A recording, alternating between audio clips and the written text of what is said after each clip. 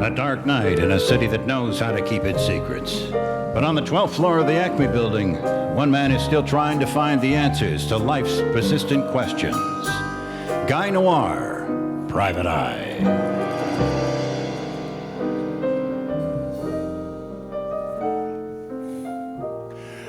It was January, and in St. Paul, the sun was out. It was beautiful. The city looked like a medieval painting of the heavenly city, all shining and bright. But in my line of work, human frailty and the cruelty of the broken heart, there was not a whole lot going on. I was hanging paper clips together to make a decorative vest for myself when my phone rang. Yeah, Noir here, yeah. Guy Noir, the Private Eye? Yeah, who is this, sir? Would you mind texting me and attaching a picture of yourself so I know who it's you? Have we met before? No. No, well, then how would you know the picture was of me, huh? Do you have someone there who could vouch for you? I just want to make sure I'm talking to you and not somebody posing as you. Oh. Yeah, you want to talk to my executive secretary, Francine? Sure, Okay, just a minute, I got it. Hello? Are you Francine? Yes, sweetheart, yes. Could you put Mr. Noir back on? Yes, 1 minute, darling, yes. Yeah. Was that Francine? Yes, of course it was Francine. What? What do you think? What's her social security number? It's 486-58-9827-4318. That's a lot of numbers. Well, okay. She's a hard worker. Okay, so anyway, whoa. Do you hear breathing on the phone? Yeah, it's me. I'm breathing, yeah. What'd you call me? Wait, you don't hear little taps? No, little tapping sound. You hear that? No, it's very probably faint. the blood vessels in your eardrum, okay? Just how can I help you, sir? You know what, let me call you back from a different phone. I'll call you right back, All okay? right. Whatever. It was a slow day, and I found myself listening to the Murray Morris show on the radio, who was having a slow day, too. Unbelievable! I mean, it's just plain unbelievable, but there it is in black and white. A secret government plan to round up the dogs of American citizens, to take our dogs. And I'm sorry, but that just sticks in my craw. It is an outrage. And who is speaking out against it? Nobody. Why would they do it? So it'll be easier to come and get our guns, that's why. Connect the dots, people. Anybody want to weigh on this? Our lines are open. Give us a call, 1-800-LIBERTY. Or if you have more thoughts about forced health care, or Benghazi, or the IRS, are you angry?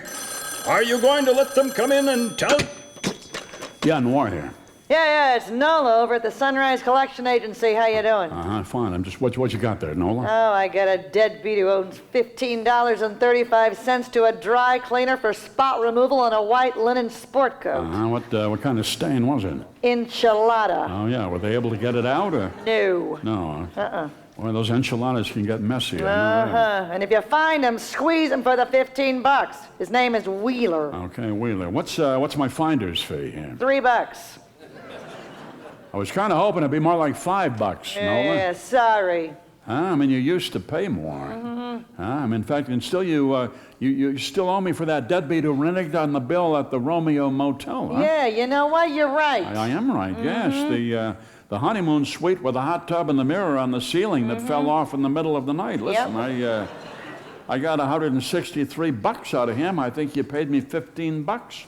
Or you should have, and you still owe it to me. Yeah, well, how about the end of next week? Well, how about the end of right now, huh? Listen, let me get back to you about that. Well, get back to me with $15, okay?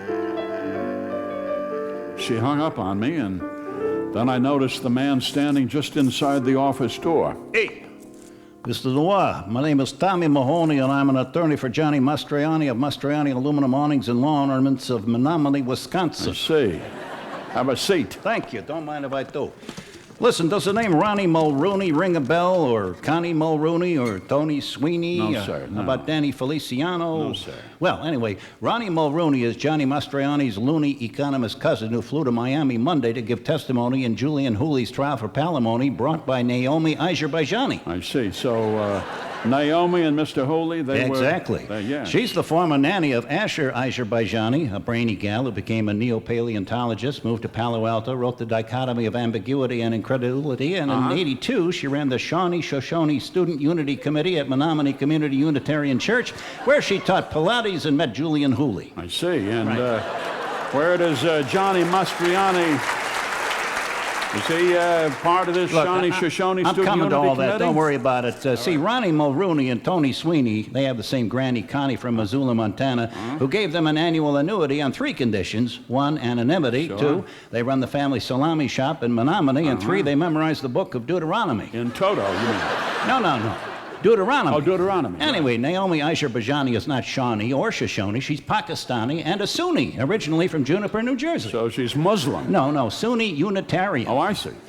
So were the Mulrooneys, actually, all of them Sunni Unitarian. But Naomi was Pakistani and they were Thessalonian. Okay, but the Shawnee-Shoshone Student Unity Committee at Menominee Community Unitarian Church, how does a Sunni become a Shoshone? Hey, don't try to confuse me here. Well, Naomi Azerbaijani was a secret security advisor to Dick Cheney in his subterranean chamber in Pennsylvania, and he mentored the Mastrianis and their minestrone monopoly in Menominee.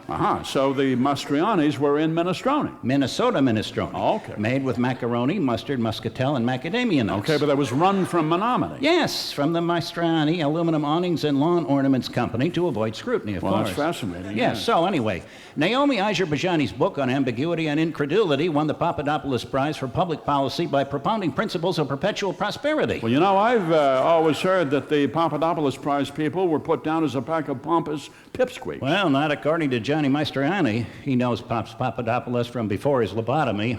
They became enemies over Pop's attempt to penetrate the Shawnee-Shoshone Student Unity Committee. Okay, well, listen, Mr. Mulrooney, I'm kind of busy right now. Sorry, the name is Mahoney, not Mulrooney. Okay, Mahoney. Right. Tommy Mahoney. Right. Mulrooney is Johnny Mastriani's economist cousin from Menominee who gave testimony in Naomi Azerbaijani's palimony lawsuit against Julian Hooley, who foolishly questioned Naomi's scholarly bona fides. Okay, well, be that as it may, where does this Shawnee-Shoshone Committee come into the picture here? Well, it's the Shawnee-Shoshone Student Unity Committee at Menominee Community Unitarian Church. Sure, right. But what does this have to do with Minnesota minestrone? You know, Mr. Noir, I think you're not the right detective for this job. You don't seem to have a good grasp of details here. You know, I think you're right, sure. So, how about you leave then? All right. Just go. Whoa. How do I know that you're not going to tell all spill the beans? Huh? Spill what beans? I don't know what the beans are. Well, I've explained it all to you. Now you got all this data on us, and you could use it to your advantage. I don't remember a thing you said. Yeah. Nothing. Yeah, really? Yeah. How can I be sure of that? Well, you could pay me hush money. My lips would be sealed. How much you want? How about 1,000? 1,000? Yeah, well, okay, make it 2,000. Okay, that's All a right. deal. Here, there you go, 2,000. And remember, one word about this to anybody, I'll be back with some muscle. All right. All right. Pleasure doing business with you, Mr. Mahoney. Yeah. Yeah. Wow, $2,000, just like that. What a day brightener. Yeah, Noir here. Yeah, it's me again. We talked a few minutes ago. Right, the paranoid guy, yeah. You haven't had any funny little clicks or hums on your phone line, have you? No? So you were going to ask me something? I was? I thought you called me. You called me up. You asked if my phone was tapped. No, you called me. No, come on. You wouldn't happen to own a white linen sport coat, would you, huh? I don't know what you're talking about. Well, you didn't take it to the dry cleaner? Are you with the Enchiladas? government? Huh? Are you with the government? Is this the NSA? Oh. I think it's the NSA. I think those guys are- $2,000. I counted again to be sure, and then, hey, Lieutenant McCafferty, what a pleasure. Top of the morning to you, Mr. Noir. Say, listen, you wouldn't happen to have a radio in here, would you now? What, a radio? Police radio? It's an FM radio. The mayor's supposed to be on the radio, and everybody on the force has been ordered to listen. Really? Yeah. What's the mayor doing on the radio? Well, he's singing. No. Yeah. Why would he do that? Well, that's exactly what I thought. Yes. A dark night in a city that keeps its secrets. But one guy is still trying to find the answers. Guy Noir, Private Eye.